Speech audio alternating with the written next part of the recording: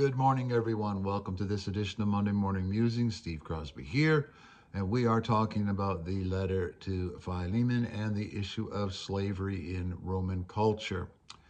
We have to talk about fathers and sons, fathers and brotherhood, because Paul is going to use language that, if we don't understand what those terms meant and the social implications of those terms in Paul's time in Colossae to Philemon, we're gonna import our own ideas. We see, well, good morning, brother. Brother, love you, brother. Hey, brother, let's go out for lunch. Let's have fellowship. None of that language existed. The term father, son, and brother all had significant social, cultural, and legal implications. Now, first of all, patriarchy is again one of those cultural things. You can go back. I just listened to Herodotus's histories on audio audiobook, and patriarchy is as old as humans, and the Romans took it to a new level in the sense of the absolute authority of the pater familias, which we've mentioned. But everything for them was from a father to a son. And even brothers from the same father. Your status as a brother under that father had very specific moral, political, social, cultural rules and norms that you were supposed to follow as the son of that father and as brothers in that household. I'm not going to get into the details of all that because it's too much for these kind of devotional little teachings. But you need to understand that the idea um, that if two brothers were at odds with each other, the father might work closely to reconcile, to bring unity out of division, to create oneness because we're from the same family, would not have existed. Didn't exist. Didn't exist. Would have never crossed their minds. And the reason why this is important is because Paul, in this letter, this little letter is going to be saturated with familial language of family. But Paul's use of that language is not the same as ours, and it wasn't the same as the Roman culture of the time.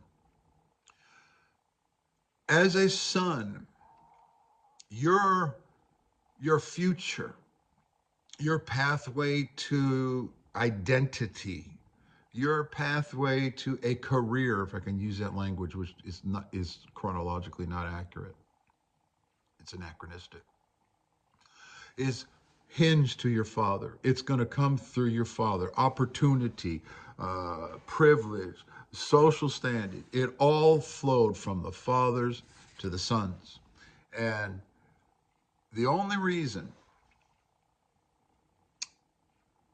you as a son have any status, it's kind of an inverse negative. It's because you're not a slave.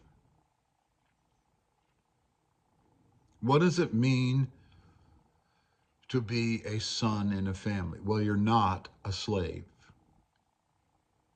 You have certain privileges, certain status, but it's all tied to the father.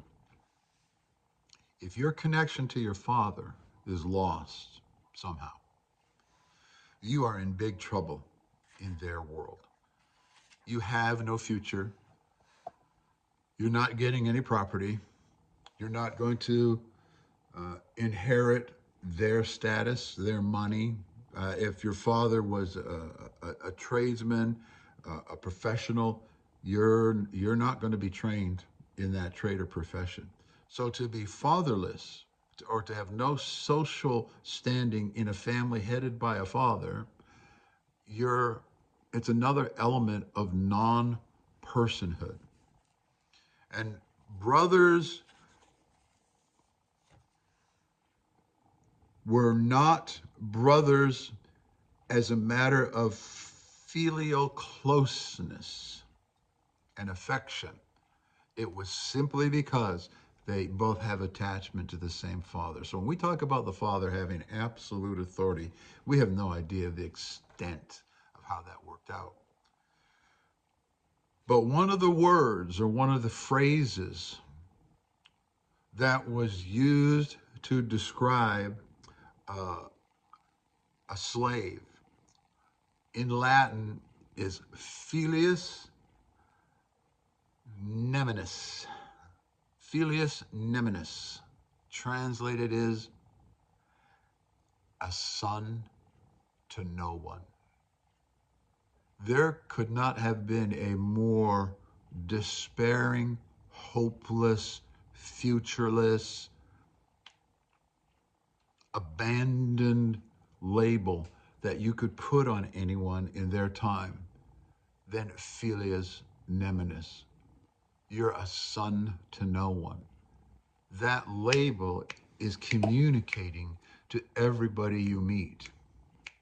You're not just going to go out and apply for a job and get a loan for a mortgage. You're a filius neminis. You're a son of no one. I'm not even talking to you. Who's your father? And that's another reason why the Romans, and even if you just watch casual movies, their relationship to their ancestors, the son of the so and so, the son of so and so, the son of so and so, the son of so and so, and they honor that so and so. And how do they normally get honor? Military victories and such. I'm the son of a great general. You got to go prove that you're worthy, and then your progeny is honored. So to be a son of no one is right next to runaway and crucifixion, like three words or three phrases that you're never going to want to hear. Why is that important? Because Paul uses familial language. He transforms the definitions and he transforms the ethical expectations. And guys, this letter would be full of absurdities, laughable. Remember, this is an illiterate society, so these letters would have been read out loud in the community. Only the upper 3 to 8% were literate. So nobody's doing a Bible study on the letter to Philemon. The people in the congregation are going to want to know what's going on here. So keep that in mind, because this little epistle is full of familial language.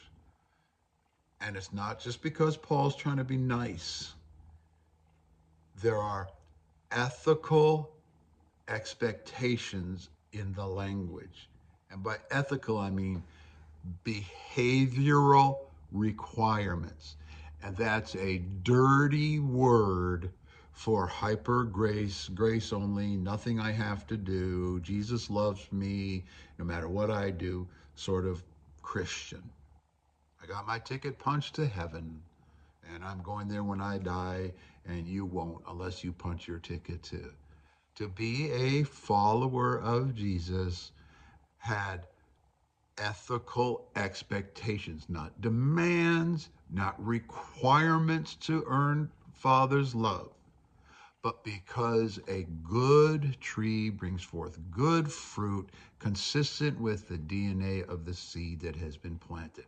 It is a reasonable expectation. And that's what Paul's going to try to do here in Philemon, is try to get Philemon to understand the radically transformative difference of this kingdom that he claims to be a part of. And it's not based on Roman value systems. See you the next time.